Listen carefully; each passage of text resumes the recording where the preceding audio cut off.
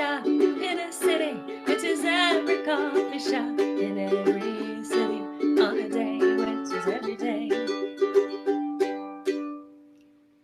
Hello, friends.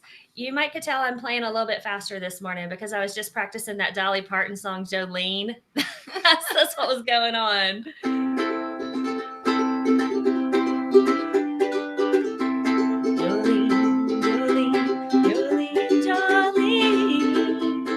Anyway, that's why I was so fast. I want to welcome you to the 30th episode of Barista Unfiltered. And we are a podcast dedicated to the life and times of baristas. They tell us what's brewing in their lives and work in this free-flowing and unfiltered podcast. I'm Jodie Lee. And I'm Austin Miller. We are your hosts, and we're so glad you've joined us again. Today, we have a very special guest. She is super precious to me. Her name is Molly Bush, and she's a barista at Otis in Lafayette, Colorado, where a lot of our baristas featured on this show are from. And in addition to being a barista, she is a full-time student. So she is a busy, busy person. But this does not in any way dampen her spirits and her sweetness. She is one of the friendliest people you've ever met. So this is guaranteed to be a delightful time for sure. Welcome to the podcast, Molly. Oh, thank you so much. Welcome, Molly. We're really happy to finally have you here. Yes. She's elusive. That's another word that we'd use to describe Molly, elusive. Yes. She's been on our calendar for, I don't know, it was like a month trying to get her on the schedule because of her student responsibilities. And then she had a visitor from out of town. I'm just going to allude to that and we'll discuss who that was. And then I think we had to cancel once. Yeah, but only once. But only once. Anyway, it's just been a whole big back and forth. So we are just over the moon that she's with us today. Me too. Yes. So the first thing we always want to know from our guests is what kind of coffee you had this morning. Well, this morning I had a pour over from Otis. I'm drinking a Guatemala on Chemex. It's super good. Okay. What is a Chemex? So Chemex is a pour over system. It's kind of in like an hourglass figure shape.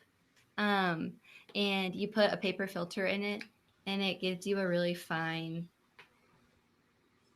body, I guess. I never know how to describe it without sounding dumb, but is it like a beaker, tea, like what you would see in a chemistry lab? Kind of. A flask? We have one of those at Otis also, but this one's a little bit more curved. Okay. Yeah. Does it have like the pretty piece of wood like right in the middle? Mm-hmm. Yeah. Yeah. And the point of it is, do you put hot water in it or cold water or? You put hot water in. Okay. And it just brews a really fresh cup of coffee. So it tastes like, it's almost a tea texture. It's a little bit. She's going to show us, folks, if you're watching on YouTube. It's a little bit tea-like, just how thin and whatnot. Oh, it's watery. But, yeah. Mm-hmm. Yeah. But it doesn't taste watery, which is fun. But it's very yummy. And you're drinking that out of a little canning jar. Yeah. Yeah. It has a plastic sippy cup lid. It does. Monica, who she's been on the show. Turkey loving Monica Burton. Yep. That's our girl. Yes. Yes. She showed me the keep cup lid. So she got me hooked on it. Okay. That's great. Yeah. So when you went in this morning, did you make your own coffee or did they make it for you? I made it this morning at my house. So they let you at home. Gotcha. Yeah.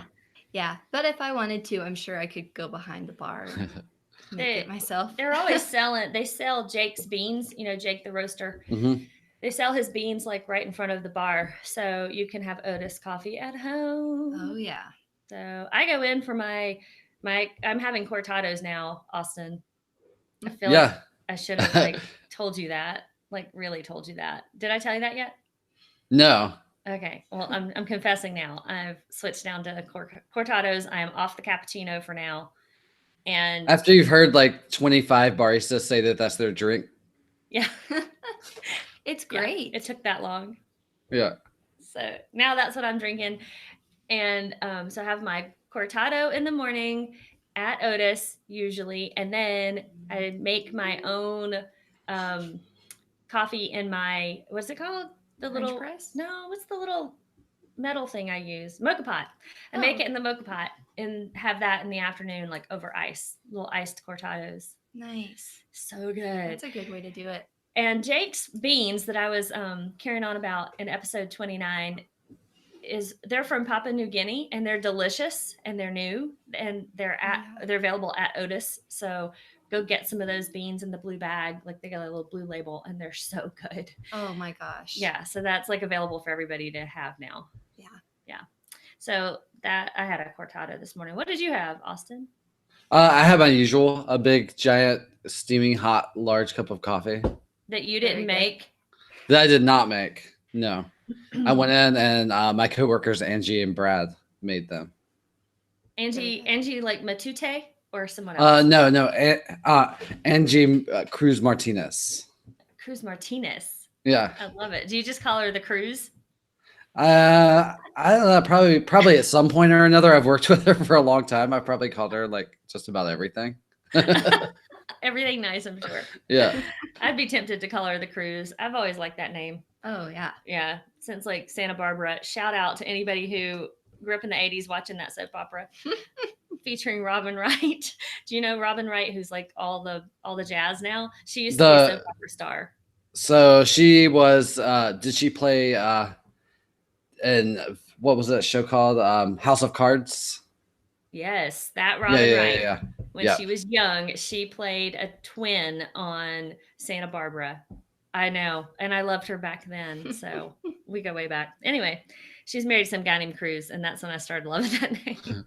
Oh my gosh. I know. Taking you way back. Just makes me think of Tom Cruise. Yes. It makes me think of the former Lieutenant Governor of California, Cruz Bustamante. You just like to say ethnic names. Cruz Bustamante. I just love that name. It's like the best name. It's like bust a move. Okay, so anyway, getting back to Molly. We've interviewed a lot of people who work at Otis. How did you get that job? And is it your first barista job? Tell us about how you got there. Yeah, it's definitely my first barista job. Before that, I was just working in little boutiques and stores. But I'm trying to think. I used to go a lot when it was called Proper Grounds, and we were in a different location, kind of over off of, it doesn't really matter, but we were in a different spot, and I would go a lot in high school and just kind of sit and bring all my friends there and my dad. And it just became a really happy place. And so I went away to college for a little bit and came back and decided I wanted to get into the world of coffee because I was drinking vanilla lattes, which there's nothing wrong with it. I still have one every once in a while, but I just wanted to learn more. And so I went in and I was like, are you guys hiring? And how could anyone say no to you? I know. Well, it was Jake working. I don't even know if he knows this, but I thought he hated me. I was like, oh gosh, I'm so embarrassing. Because I just walk in like, I haven't come in a while, but you hiring? And so he was like, yeah, we might be. My buddy's leaving here. And so I think it took like a month to actually get hired. And when I interviewed, they were just like, so do you know anything about coffee? What's your favorite region? And I said, I have no idea. I know that there are some from Ethiopia. And they said, all right, that's good enough for us. So they hired me and it's been really fun. It's definitely my favorite job I've ever worked. For sure. But yeah, it's been a good learning experience. And it's a different world too. So it's fun to kind of walk into a place where you know nothing and feel really silly. And then slowly you start to learn things like pouring latte art and pulling good shots. And I don't know. Do you have like meetings where they sort of educate you about, like the tasting wheel and this and that? Where they kind of give you to be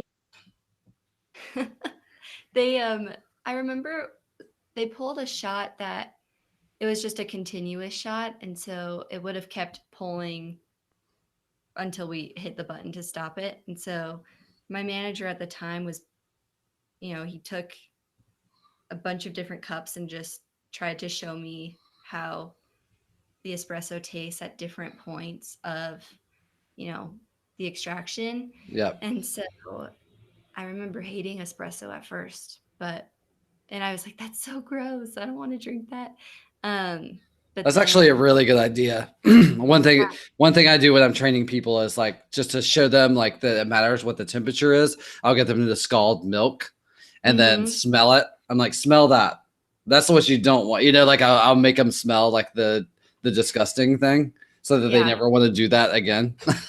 Oh yeah. It's Learning by true. aversion. Yeah. They Yeah. also gave us, they call them Quakers, the little beans that are really distorted, and usually they're super white or just very light tan. And so my manager was like, here, taste this. And it tastes like burnt popcorn. And he was like, you don't want that in a pour over or, a shot of espresso. And so that was a good experience. But I think I'm the only one who's tasted it at work and not completely hated it. That kind of like burnt popcorn a little bit in a weird way. So Is that your favorite Jelly Belly? yeah, either that one or oh gosh, there's the other one and it's multicolored. Sardines? No. Oh gosh. Oh, gross. Tutti That's so Frutti? gross. Yes. Yes. That's my favorite. I loved those. I don't eat jelly beans, y'all. I can't participate in this. It's been years since I've had them. It's just a ball of sugar. I know I've with never some liked flavors. them. Like never even as a kid wouldn't eat 'em. I don't like gummies though. Like those weird gummies that you build. Well, they're on Candyland. The game Candyland gumdrops. Oh, Like yeah. that stuff. I can't eat any of that stuff. I wasn't a gumdrop person. I thought they were gross because my grandma liked them. I love my grandma, but I didn't like the candy she would put out. So, What was she like, your grandma? she is still alive and kicking it. Her name is Jan. She's great. She's like a walking Hallmark card, kind of. Everything she says is very, live, love, laugh, or something. And so I feel like something like that comes out. But she lives in Denver and is very Italian. Oh. Yeah, it's fun. But she doesn't cook. So we don't really get the yummy Italian food. But she loves Hallmark movies. And so whenever we talk, she'll tell me the plot to a movie. And then she'll also call, and she has 3 sayings that she'll always do, or she'll always say. And it's, you go, girl. I hear you, sister. And there's some other one. She just has the best little sayings, but she's also very strong and strong-willed and kind-hearted. So, but just bad tasting candy, I guess. Did you grow up around her? Did you see her a lot? Half and half. Okay. I was born in Colorado, and then I moved to Florida when I was 6 in 2004, which shows how young I am. But our grandparents on my dad's side live in Denver. And so we would come back for Christmas a lot. But when we lived in Orlando, we would usually go up to St. Louis, where my mom's side of the family was. And we would take road trips from Florida to St. Louis to Colorado and then back again. Ugh, We did that it. sounds awful. Oh my gosh. We did it twice a year at least. And so there was one summer when we moved back to Colorado where we were out in Colorado on vacation, and our parents told us we were moving back to Colorado, which is a bad move just because it puts a damper on the vacation. And you look around and you're like, this is my home. This is where I'm going to live. So if anyone's listening who's trying to decide where to tell your kids you're moving, that is not the best move. So would you say the snatching up in the middle of the night would be the better? I would say so. Just don't tell them. Just kind of like ripping off a Band-Aid, like, all right, kids. Oh, yeah. Get in the The car. bags are packed already. Oh, man. I don't know, actually. Our parents were very gracious, and they tried to do it in the best way. The first time they told us we were moving, we were in Colorado already. I guess both times we were. But when we were younger, they sat us down and they said, we're going to go live at Disney World. And that was a good move because then it got all of us excited. And there are 4 of us kids. And so most of us were excited. I would say I was, but really I ran upstairs to my room and I cried like Sleeping Beauty does on the bed because I was so dramatic. I don't even think I was sad. I think I just wanted attention. So And you'd seen in the movie like how you're supposed to cry. Oh yeah. So yeah. I was like, where are my fairy godmothers? They're not comforting me. But it was funny though. But then when we moved back, we took that road trip. I think we drove it to Colorado from Florida, back down to Florida, and then back up again in a matter of 2 weeks. Oh, It was so rough. So as a child, I feel like as a child, I would have been like hating every minute of that. As an adult, that sounds awesome. Oh yeah. Well, it really taught us to, I think the road trips, but also moving a lot, taught all of the siblings and our parents to get closer because you don't have a lot of personal space in the car. And so you just have to learn how to cope, I guess. And so we listened to a lot of Queen and Aerosmith and Stevie Wonder. Oh yeah. So Earth, Wind and Fire, which as a kid I hated. And then the second time we moved back, I remember being like, this is so comforting. And so, and now I love that music. So I did some good.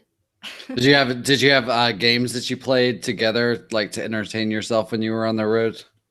Kind of. My older brother would fart and we would all scream a little bit and then roll down the windows.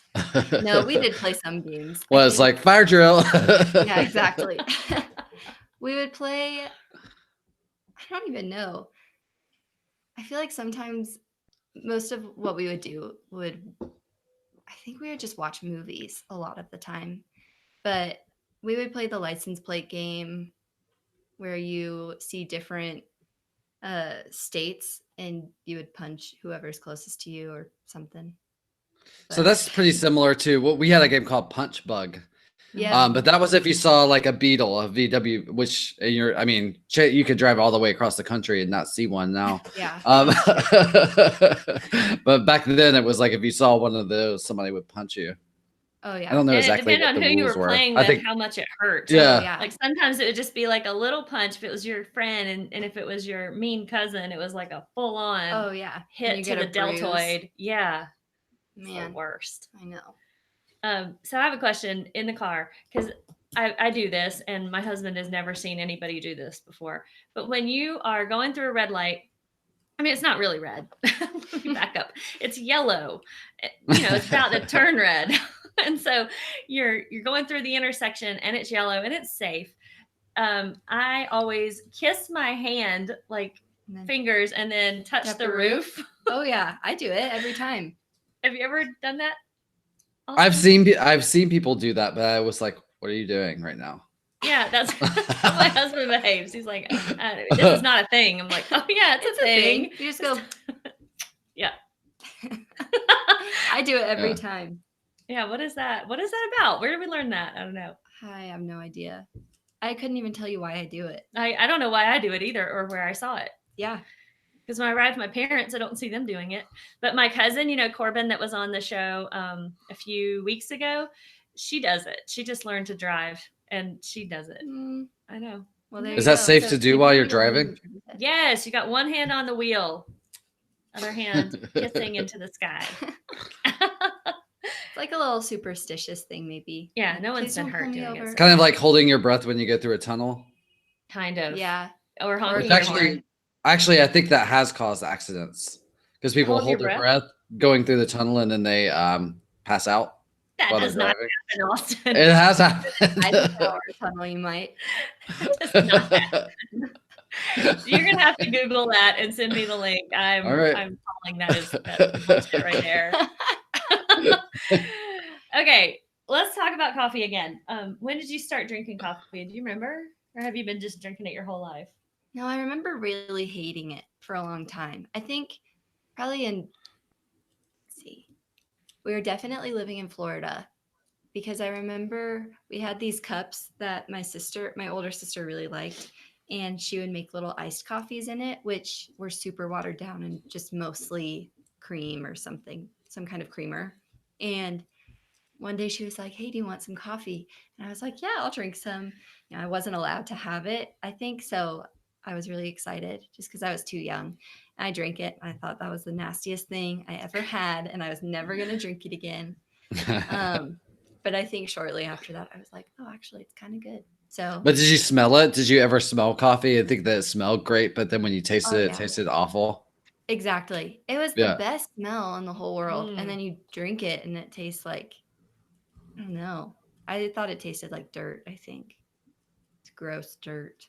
But I don't know. Just, Slowly over time, I think, to be honest, it was probably Frappuccinos or something initially that I was like, oh, I'll drink that because it's, you know, a coffee milkshake pretty much. Mm-hmm. And then over time, I would drink just coffee from my parents' coffee pot and load it up with cream and sugar.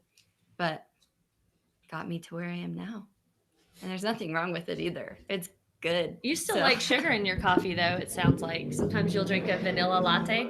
Oh, yeah. If I want to splurge, I think I've noticed if I have a sweet tooth when I'm working, I'll do this thing where I'll make somebody's vanilla latte, but I'll make a little extra. And so I'll put it I have a little macchiato sized cup, and I'll just put little leftovers in my cup and drink it. And it's great. Fills my sweet tooth. what do you guys use for, like, if you're doing a vanilla latte, what do you use to make it vanilla? We make our own syrups. So Yeah. we make a brown sugar vanilla syrup. Uh-huh. And so it's just a simple syrup with brown sugar, vanilla, water, like vanilla extract. And we get it. I'm the one that orders it, and I don't even remember what brand it is, but You order, well, are you talking about the vanilla?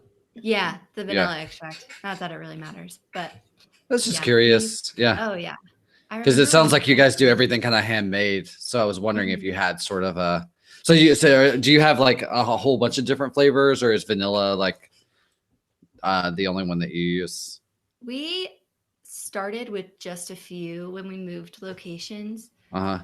And I remember I was working when we only had a couple, and it got really, really bad feedback because people want a caramel latte or, a mocha or something. And so we started making a caramel syrup, mocha syrup. It doesn't have coffee in it, but I think that's probably our best syrup that we make. And then vanilla, we make a turbinado simple syrup, honey, hazelnut. We There's have a a list lavender, too. Yeah, we might be bringing in a lavender one. And a whiskey one? There's a whiskey maple one that we Oh, do nice. seasonal flavors too. We have 2 seasonal Yeah. flavors. So right now it's going to change over either tomorrow or later this week for summer. But right now it's a whiskey maple syrup and a cardamom rose syrup. It's very good. But And you guys make that in house? yeah. When do you have time to do that? We don't. Like who does it? So the way that we do it is it's just part of our tasks when we're closing. We have a little checklist or opening, whoever can find the time pretty much to make it.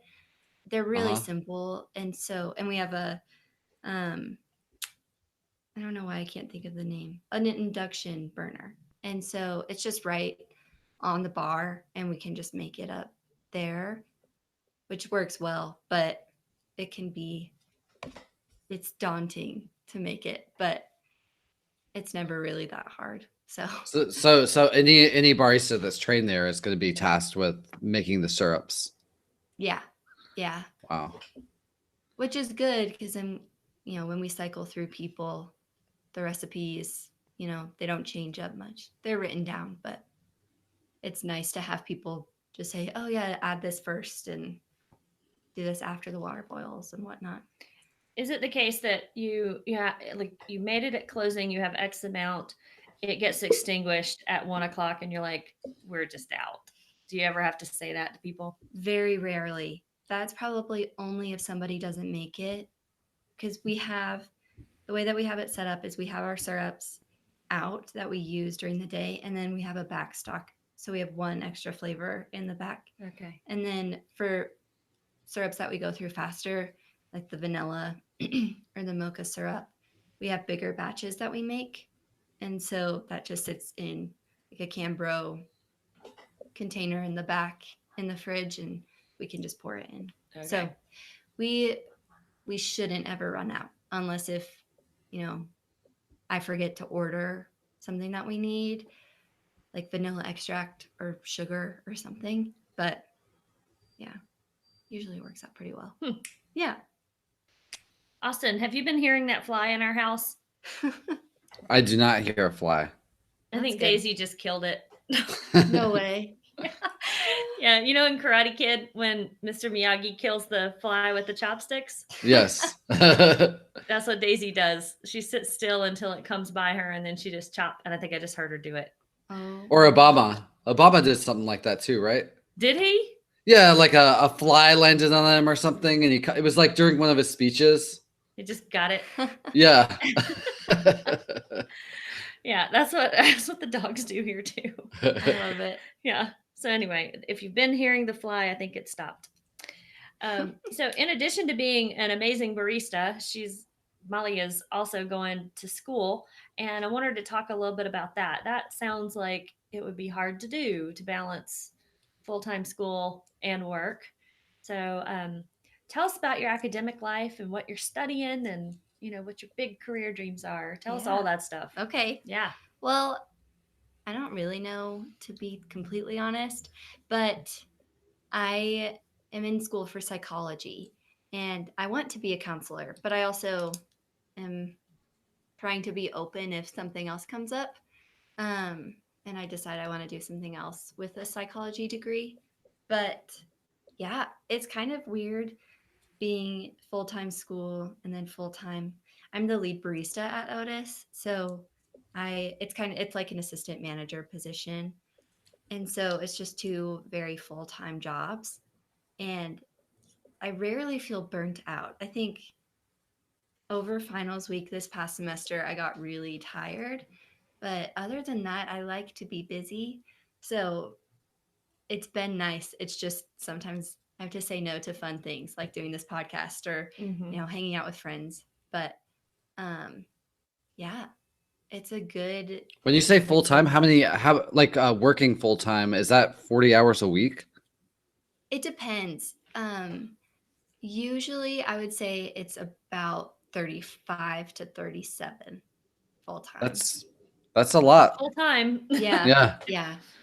I think anything over 30 is full time these days. Yeah. Realistically. Just 'cause I end up being there more. You just got back from Europe. That's why you think that's full time. Yeah. So that's not bad. At school, are you taking a full course load, like 12, 15 hours? Mm-hmm. I took 17. That was a couple semesters ago, actually, but 15 last semester. And I think I only have 3 semesters left of school. So I think I'll just try and up the load a little bit. But in the fall, I'm going down to part-time at Otis just so I can focus on it more and kind of have a life outside of work and school, which I'm excited for. It'll be nice to just concentrate more on school, but I don't know. I like both things a lot. I really love learning. And so it doesn't really feel like a chore to go to school. And I love my job. So it's just kind of, I don't know. Our coworkers are awesome. Everyone who works at Otis is great. And I think it's true. It's a really nice, tight-knit community. And it's kind of crazy, but whenever we hire a new person on, they seem to just fit right in. And so I don't know. It's like when I go to work, it's like working with good friends. So it's not so that it probably helps you to miss the social aspect of life that you're having to forego. Yeah. At least you're getting it through work. It's true. Yeah. At least you're not sitting in a cubicle, just kind of, And you do share shifts with Travis. Oh, yeah. Travis and I are pulling a 4-shift week this week together. So we are both closing. We started on Tuesday closing, and then we go till tomorrow. So 4 shifts in a row, but it's the best. Yeah. He keeps it interesting. He's hilarious. We might get Travis on. He's elusive as well. Yeah. You got to get him soon. I know, he's got a great mustache and he's hilarious. Yeah. Do you have two people working at a time there? Yeah. Yeah. Always We have two people?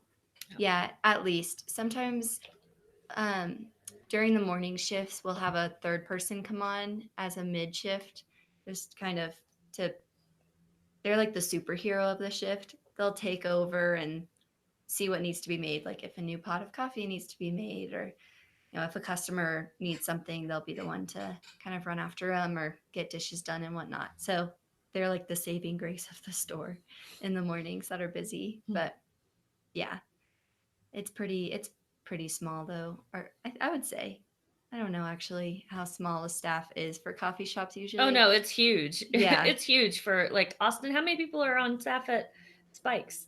I'd say right now we have a healthy size staff of about like 10 or 11, which is a lot for us. And but we do it the same way that you guys do, where it's just two people on at a time.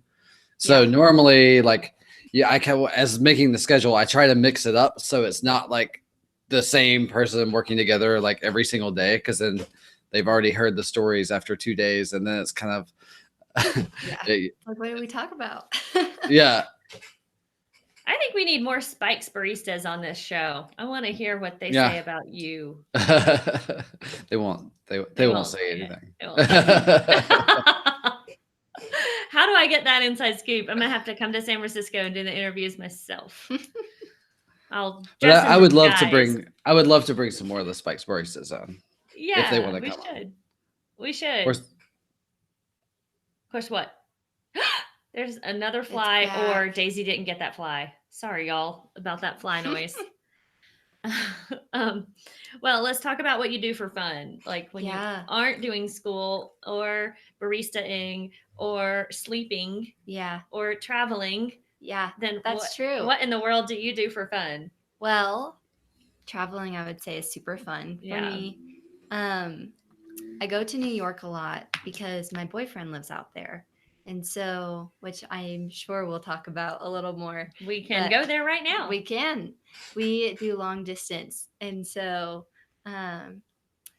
it's not forever, which is helpful. Mm-hmm. But yeah, he's going to school out in New York City. And so we'll try and see each other at least once a month or every 2 months. But it's helpful because he's from out in Colorado. So when he comes to visit me, he can also visit family and friends and whatnot. So it works out well. We get to see each other a lot. So I'm thankful, but it's still really hard. So we, try and go visit each other as much as we can. So that's fun. Is he roughly in the same part at school as you are? Like, is he about to be finished up soon too? Yeah, he will be done in May of next year. So he's going into his senior year. And and then I think he's wanting to go into law school, but he might change his mind again on something. I thought he was an engineer. Exactly. Okay. Yeah. So he went into school for business, and he was accepted into the business school at Fordham University, which is where he is still at. But after the first year of that, he loved it, but he decided he wanted to be an engineer. And so he got accepted into a program that is through Fordham that gets you into Columbia University.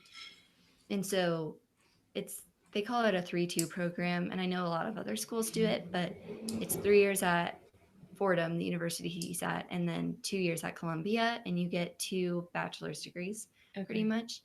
And he changed his major at Fordham to applied math. And then he was going to get the engineering degree. But then this past year, he decided that he likes humanities a lot, and he got really interested in law. So this summer he's studying for the LSAT. And the thing about his name is Graham, and he's wonderful. And the thing about him that is kind of frustrating is that he's so good at everything. So whatever it is that he wants to do, he could do it no problem. So he just is trying to figure out what it is that he wants to do. So who knows? It could be law school. It could be something totally different. But Yeah. regardless, he's getting his degree in applied math next spring. I think this is what college is really for. I think this is what college is designed for. And I think people misapply their college efforts. And Mhm. like they just go and they're like, oh, I'm going to be a doctor. That's what I'm going to do. I'm going to do these things, follow this path, and like blinders on, miss it all, Mhm. really. Because, and I mean, most colleges are set up so that you have a general college experience the first 2 years for that reason, because you should explore and you should become a well-developed human, Mhm. right? You should know some things about communications, right? Even though that's not in your field of study, a doctor needs to communicate with people, ideally, right? So it would behoove them to learn a little bit about interpersonal dialogue, even though that's not in your core curriculum, right?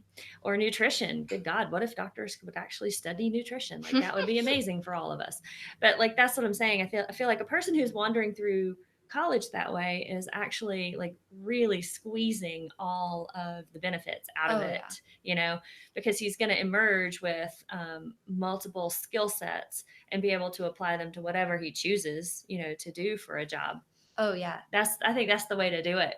Yeah, he's loving every second of it. Good for him. It's fun to watch. Yeah. Sure. He's smart too. I mean, I think you kind of have to be to do the field of study or to be in the field of study that he's in. But well, I'm so impressed. You know, there's different kinds of intelligence. You know, we talk about, you know, emotional intelligence is what you need to be really good at studying psychology. Yeah. And that level of intelligence is in no way less than a person who has mathematical skills, right? The world needs all of it. And we all need to develop both sides of that in ourselves to be effective at what we're doing. Oh, yeah. So, yeah, I think there's a million ways to move through the world as an intelligent being. And understanding psychology is a huge benefit to you wherever you go. Oh yeah. Yeah. That's what my undergrad was in. Pre-med was psych. And the psychology bit of it was, I think, the thing that I use more than anything. Oh yeah. Just understanding people. It's so fun. Mm-hmm. Yeah. I'm loving it. Every second is What fun. branch of psychology interests you the most? Have you kind of honed in on that? A little. I think I mean, it's one of those things where I find all of what I'm learning to be interesting. If it's like, I would say brain development, I find it really interesting, but it's really difficult for me. Mm-hmm. Whereas social psychology or abnormal psychology, I can kind of wrap my mind around. And maybe it's my upbringing. I mean, I think abnormal psychology and studying addiction is really interesting to me. And so and that's just because when I was a kid, we had some addiction in our family. And so not a kid, I grew up with it. So it's really beneficial now because I can see, you know, the difference between a person being who they are and having an addiction instead of being like, oh, they're just an addict and just disregarding it. And so, I would say that's probably just being able to understand more about what happens to a person when stuff happens, or, you know, I guess that's the heavier side of it. I just want to be able to help people who have had addiction in their family or addiction themselves, to be able to, you know, understand that that's not their identity, that's not who they are, but it's just a part of what happened to them and what, you know, their story is, so then they can move on. And now, in psychology, do you find, because a lot of issues in psychology are very controversial. You know, there's definitely like different camps on how to treat addiction or how to treat trauma, how to treat lots of things with regards to mental health. And do you feel like that in a university setting that they present all of those and let you decide which way you want to go? Because I mean, it seems like with mental health, you kind of like choose a camp almost, or choose a philosophy for how you feel like it should be addressed, because we have so many areas where we really don't have answers yet. because it's been such a taboo subject, and there's a lot of opinions about which route you should take with regards to mental health. Do you feel like they present it all in a general sense and let you choose which way you would want to guide your own practice, where you to go into practice, or do they kind of have a philosophy that guides them and do you see what I'm saying? Oh yeah, totally. I would Yeah. say for the most part, it depends on the professor. The textbooks definitely show everything, I, to a degree, I would say. But I've had some really wonderful professors who, even though their study of psychology or their own personal philosophy of how treatment should be addressed is different than different than mine or different than other students, they will present several different treatment options that work. But I think the main thing is that they'll kind of talk to the students and say, listen, this is what's ethical. And then here are the ethical options. And then there are some that are, a little more on the side of this is what's happened in the past. We look at Freud, a little bit. And he has a lot of different, philosophies on things that later we've learned are unethical and inaccurate. So I think even though I don't agree with his way of treatment, I think they still present the option of, or not even the option, but they'll discuss him and say, this doesn't work, but this is what happened. And then this is how we've learned since then. I would say mostly professors are pretty thorough about presenting different options that could work, even though they might be controversial. Like EMDR, I direct. Yeah. Movement desensitization. I've heard a lot about this lately, actually. Yeah, EMDR. it's pretty controversial, but Yeah. they, people still use it, and it's helpful to some. Some people it doesn't help with treating trauma. And for people who don't know, it's you hold two little, I don't even know how to It's describe a them. board. I've actually been Yeah. through it. It's a board of, it's just like a marquee light. Mhm. Imagine you're in Las Vegas and you're watching the bulbs light up in sequence and they go right and left, right and left. And the therapist sets it at a frequency that looks pleasing to you. Mhm. And you hold your head still and just use your eyes to track the movement of the light back and forth, back and forth. And you're in charge of how fast it moves and how bright it is. And then the therapist asks you the tough questions. And basically, the theory is your eyes are directly related to your cortex, the higher processing centers of your brain. And so, where trauma gets lodged is in your reptilian brain. And that's where your fight or flight response or freeze happens. And so, if you've got a reptilian brain like telling you how to get through your day, you're constantly stressed and you cannot move through what just happened to you. And most of it is driven by visual input. You see something terrible and then you just can't unsee it, and it wakes you up at night, and it takes over your brain, your thoughts. You can't think clearly, you can't eat, sleep, like you're not functioning. Mhm. So the idea is you watch this light while you're telling this story with this trained person who's helping you calm down in the face of the story with the new soothing patterning of the movement, and it retrains that reptilian part of you to relax around this story. And then in so doing, your cortical brain, which is our center of higher reasoning and and can process big ideas like guilt and shame and depression, anxiety, things like that. That's where you can work that out logically. It gets engaged again. And so all of a sudden, the reptilian part of you that isn't eating, sleeping, or any of that starts eating, sleeping, breathing again. And then it's like it moves these memories up into an area where you can talk about them like a rational adult. Mhm. And so I had a terrible trauma and was not eating, sleeping, breathing. And I'm a massage therapist, so I know when I'm not eating, sleeping, breathing, I got to get some help with that. Mhm. So especially with the breathing part, because I know how critical that is to wellness and your immune system functioning properly. And so I went to a therapist and said, I will do anything. I don't know. You're the expert. Help me. And she helped me with the EMDR therapy. And it was amazing. I came home and I could breathe. That was huge, being able to breathe again, take full breaths. And then I ate for the first time in 3 weeks. Mm-hmm. Yeah. And then I started sleeping through the night a week later. So you could see that. And I don't care if it's like magic dust, fairy sprinkles bullshit. Mm-hmm. Like I would have taken anything at that point in my life that would help right myself.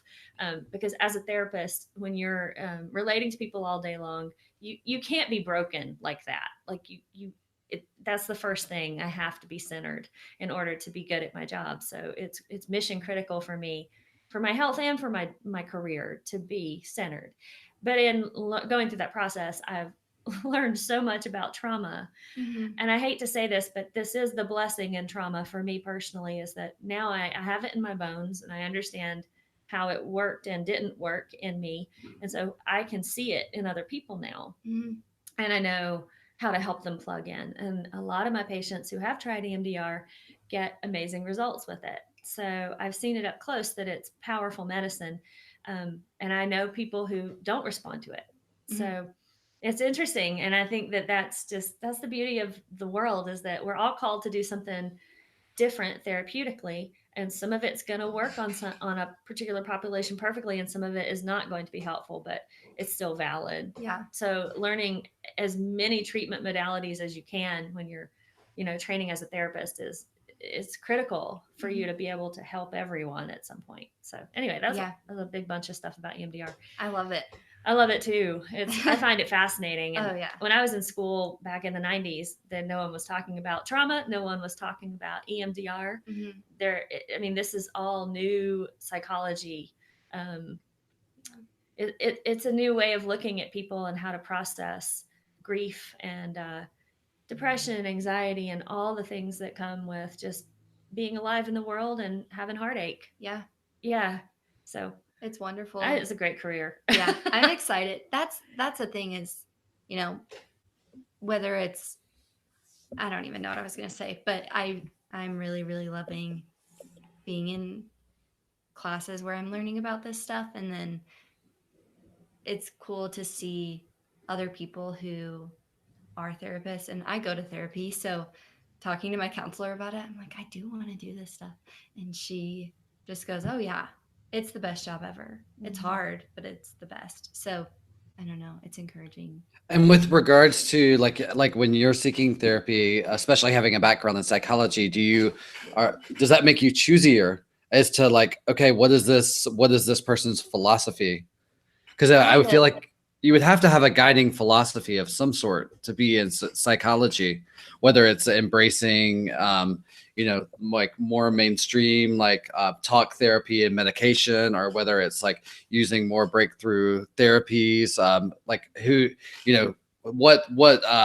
what strain of belief do you follow? It's almost like choosing a denomination or a religion. I don't want to compare it too much to religion, because I feel like it's different in a sense, but still you're choosing a frame of reference. Mm-hmm. Yeah, totally. I think when I started seeing, I've been to a couple counselors, but the one who I'm with now, I think she is just very patient and understanding. And even though I don't always, she just, she knows a lot, and she's very intellectual, and she'll discuss different belief systems, you could say, I guess. And then we'll kind of pick the one that works well. And I think I like that because she knows that I'm a critical thinker and that I am kind of skeptical of certain things. And so we'll talk about them and then move forward with the best direction. So I think it's just helpful for me that she'll listen and then kind of take what I'm struggling with and be able to put it into something that is going to help bring healing to it. And she does it in the best way every time. So I don't know. It does affect it, but I think I just got really lucky with who I have. So Yeah. It sounds like she has a blended approach. Yeah. Not No. I find when I was looking for a therapist, I found that there were people like that. They're like, these are the three things I do. Come to me for these three things, Mhm. right? And only these three things. And the therapist I chose had 12 things Mhm. because I think I need that blended approach too. And I thought, well, what if one thing doesn't work? Then maybe we'll look at something else. So yeah, it's like you got more tools Yeah. in that way. Yeah. It's great. Hmm. Yeah. Interesting. Yeah. Austin, have you ever been to a therapist? I like once. I'm embarrassed to say I haven't really. I should. I should be, and it's like I think because my schedule has always been so irregular, it's hard to introduce regular elements into my schedule. Sometimes Sure. it's probably something I should be doing. Hmm. These days, you can get a therapist um, on your phone. Mm-hmm. So, like That's true. Catherine, I don't know if you remember Catherine Sled, the one where we don't talk about the cult. Catherine, Yeah. she's a life coach, which and she's so good at it that she's really like on the verge of being a trained therapist, even though Yeah. she's doesn't have that credentialing. But she offers sessions over the phone, so Mm-hmm. you can like live chat like we are right now with a therapist like on your own time. So that's out there. I think therapy it's more available than it's ever been. Oh yeah, and it's better than it's ever been. Yeah. Yeah. So anybody out there that needs therapy, look up Catherine Sled. I'll put a link in the notes. Yeah. And then once Molly gets to taking patients, Oh we'll yeah. update it. Give me a few years, but yeah. Okay. Well, tell us. This is a big question, but I love this question. Who or what has had the biggest impact on your life, whether it's good or bad, and why? Do you think about that at all? Oh, all the You time. do? Yeah. I don't. Oh gosh, it's just hard. I feel like I'm very fortunate to have the family that I have. I know I talked about addiction a little earlier. And my brother is the one. He was a heroin addict for several years, and he's 4 years clean, and is about to get married, and has gotten he's a completely different person than he was even before he started using. I would say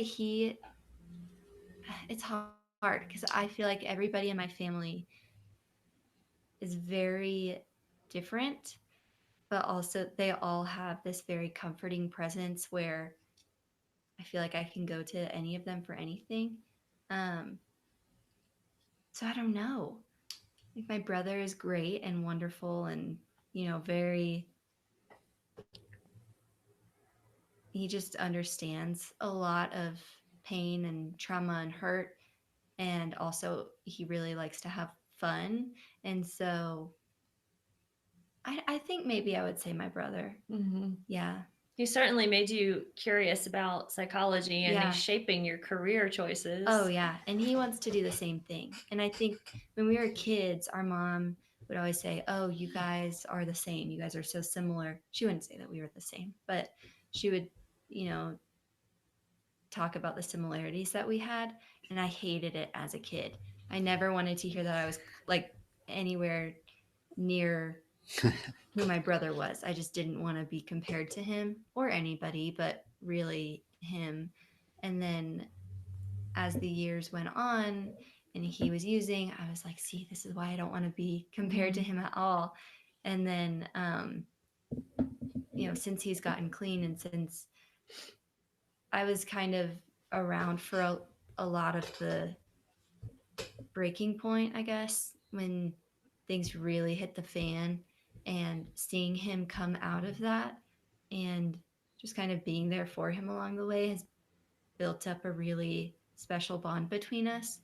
And so I think now, if my mom will say anything or any of our family members like, "Oh yeah, you and Rob," I'm like, "Oh great, thanks," and it's cool to be compared to him now, And If you don't mind my that's asking, pretty what good. did he use? Like how did he get away from heroin? What was He his? kind of his bottom point. Yeah. He overdosed. Um, and he was one of the lucky ones and he didn't pass away. And so I think it was kind of between the months of October and February when he was at his lowest point. And one night I was in Florida when I was kind of around before our parents had gone out of town, and he got in a car accident and he called me and I had to kind of drive him to work and drive him around and take care of him and that. And he was extremely suicidal and he had been. And that's the problem with heroin users is a lot of them use knowing that that's probably how they're going to die. And they want to kind of be in that. Nobody wants to be in that position, but they kind of, once that starts to happen, it's just kind of a matter of time. And he would express that to me, even though he hid the fact that he was using, but I knew. And it's just an intuition thing that I have, and I feel really deeply. And so watching him go through it, and then he would, you know, just get to a point of just rock bottom, and then he would tell us, and he was like, "I'm not doing okay." Um, and so that was in February when he came to our family and said, "Hey, I'm using and I need help." And so after that, I was in Florida visiting my older sister who was going to college out there at the time, and he had overdosed. And our little sister had been, with my parents when they found out, and um, they took care of him and took him to a recovery center, and he was there over Easter, and he after that his life changed, and he hasn't used since getting out of there. But that wasn't his first attempt at getting clean, and so I know it takes a lot, and yeah, but Were it's they cool. doing talk therapy with him, or were they giving him some sort of drug to help him with the actual addiction to the heroin? Or I think it was mostly talk therapy. Okay. That's one part that he keeps kind of private, okay, which so I'll you just respect left. that. Yeah, But sure. I know he doesn't use any kind of drug. So even I know that's an option, but he decided to just not deal with that at all. Mhm. And then he quit smoking cigarettes shortly after that. And yeah, but even he had surgery on something a few years ago, and he had to go through it with just Tylenol Mm. because that's the only drug that he'll take is Advil and Tylenol. So it's incredible to watch his strength and resilience. So yeah, it's crazy. I would not do that. I would be like, give me all the drugs and painkillers. So Well, Yeah. he's been down a deep dark road. mhm. So And he's come out the other side. Yeah. And it's incredible. Well, you're Totally. definitely, and the reason I wanted to delve into this more is just because I feel like every single family out there is dealing with this right now. I mean, Oh yeah. it's as everybody knows, like in the past 10 years or so, it's gotten to where everybody has somebody in their family that's really struggling with it. Yeah. Yeah. It's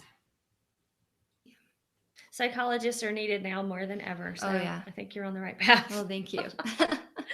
All right. So before we wrap up, tell us about your 3 favorite coffee houses of all time. Ooh. Ooh. Okay. Okay. I Tell would us. say there's a coffee shop in Florida that I love. It's a roasting company. They're called Lineage. So if you're ever in Orlando, it's incredible. The coffee is so good and the people are so kind and the atmosphere is wonderful. I think that kind of those 3 components. Is that in Orlando proper? Is it in one of the suburbs or? It's off of Mills, like, yeah, just off of Mills, I guess. So it's Orlando proper, but it's a little bit off, I guess. I'll look it I'm up. terrible. Yeah. It'll I'm be in the terrible with show directions. notes. Yeah. Yeah. I Groovy. don't think that they roast at the location that I usually go to. So I don't know where their roasting center is, but yeah, Mills 50 little area. Okay. Yeah. Ever since I moved away, I never know where anything is. I know it's the worst. I know the highways, and that's about it. But so Lineage for sure. I would also say there's a coffee shop in St. Louis where my mom's family lives. It's called Blueprint Coffee. They also roast, and it's on the Del Mar Loop right by Wash U. If you're ever in St. Louis, that place is incredible. I always bring back coffee whenever I drive through. It's the best. And then out here, Jubilee Roasting Company. Where's probably my favorite. that? It's awesome. They're on East Colfax. Okay. Yep. It's Aurora technically, I Okay. think, and it's wonderful. I can't speak highly enough of it. But Okay. they also roast, and their beans are just so good, and it's ethically sourced, and the staff is just so kind and giving, and yeah, I really love that place. I would say those three for sure. Well, And now- Otis also. Of course, Otis. Just a little plug again in Lafayette, Colorado. What are you gonna say, Austin? Oh, I was gonna say Otis gets a few plugs on this show. It totally does. I've heard. I do love that place. Well, Me as too. we end this episode, we again want to thank our guest, Molly Bush, for being with us today, and thank all you listeners for joining us. If you know a barista or coffee industry expert who needs to be featured on our show, hit me up at info@baristaunfiltered.com. You can find us on Facebook, Twitter, Instagram, YouTube. Thank you to everyone who is subscribing to us on YouTube. And if you have time to write us up a review on iTunes, that would help us so much. So get out there and just give us 5 stars or 4 stars or whatever, however many stars you think we need. But just send us a little note to let us know that you do like the show or what you want us to change about the show. We've got podcast patrons now through Patreon. So thank you guys for helping us out that way. And if you want to join those cool kids, you can find us at patreon.com/baristaunfiltered. I'm Jodie Lee. And I'm Austin Miller. Y'all be good. Stay caffeinated, friends. Bye.